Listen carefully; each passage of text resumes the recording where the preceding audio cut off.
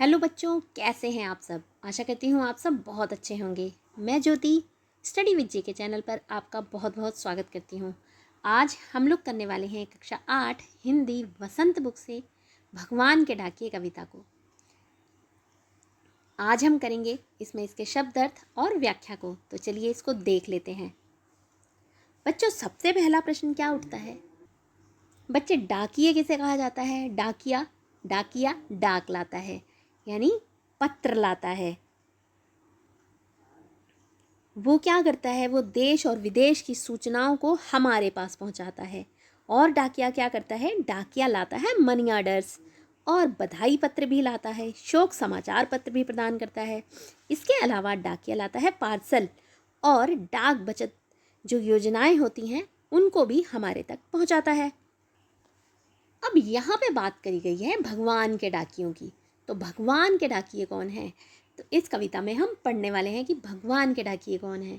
अब भगवान के डाकियों का काम क्या रहता है? वो भगवान के भेजे हुए संदेश को पूरी दुनिया में फैलाते हैं।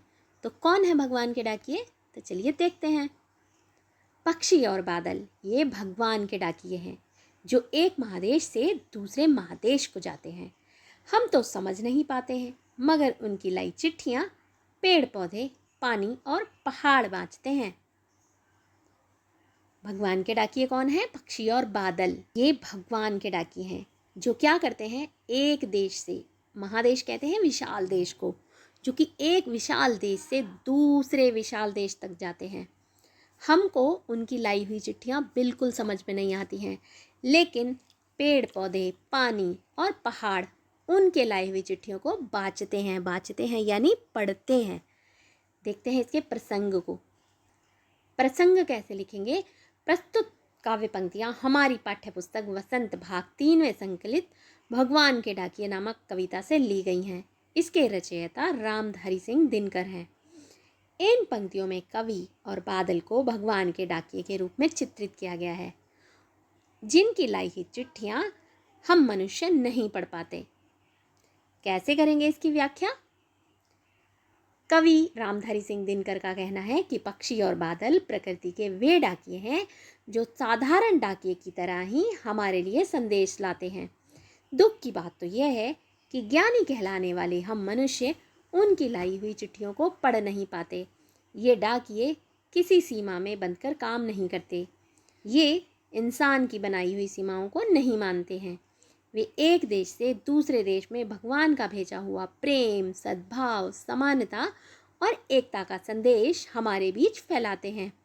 यह संदेश हमारी समझ में नहीं आता, पर पानी यानी नदियाँ, पेड़ पौधे और पहाड़ जो प्रकृति के रूप हैं, इन्हें भली प्रकार पढ़ते हैं।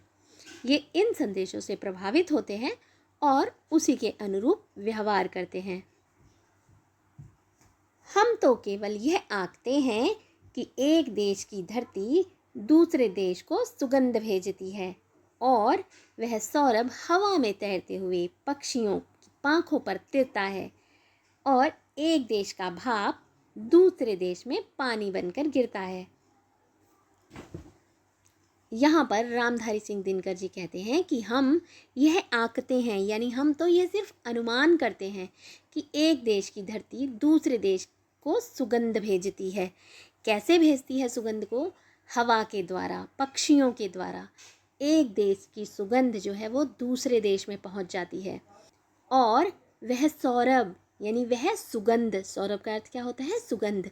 वह जो सुगंध है वो हवा में तैरते हुए पक्षियों की पंखों पर चलता है। पक्षियों के पंखों द्वारा एक देश की सीमा से होता हुआ दूसरी सीमा में चला जाता है और एक देश का भाप जो बादल बन जाता है वो दूसरे देश में पानी बनकर गिरता है बारिश के रूप में।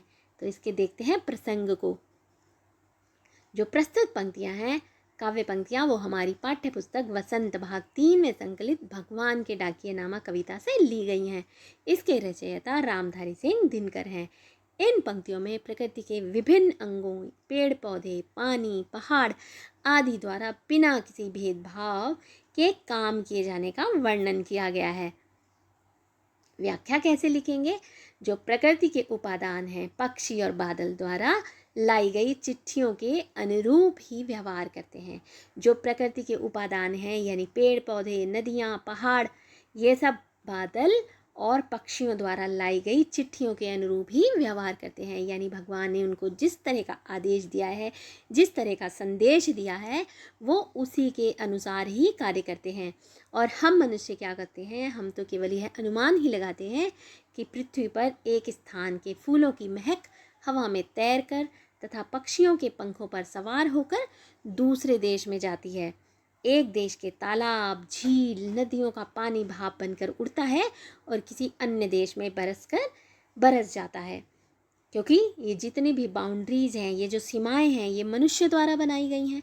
भगवान ने तो पूरी धरती को एक जैसा बनाया है। भगवान ने कि धरती को सीमाओं में नहीं बांधा है। प्रकृति के डाकिये ना तो किसी सीमा में बंधकर काम करते हैं और ना ही अपने पराये की भावना से ग्रस्त रहते हैं।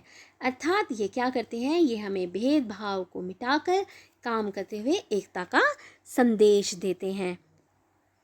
अब देख लेते हैं इसके शब्दार्थ को। महादेश, महादेश का अर्थ होता है विशाल देश। वाचते हैं यानी पढ़ते हैं। आकना, हिसाब लगाना। धरती कहते हैं जमीन को, पृथ्वी को। सौरभ यानी सुगंध। पाँख पर, पंखों पर। आई होप आपको ये वीडियो अच्छी लगी होगी। अच्छी लगी हो तो इसको लाइक कर देना, अपने दोस्तों में ज़्यादा से ज़्यादा शेयर कर देना। जो लोग चैनल पर नए हैं, चैनल को सब्सक्राइब कर देना। बहुत जल्द मिलेंगे हमारी नेक्स्ट वीडियो के साथ। Till then bye.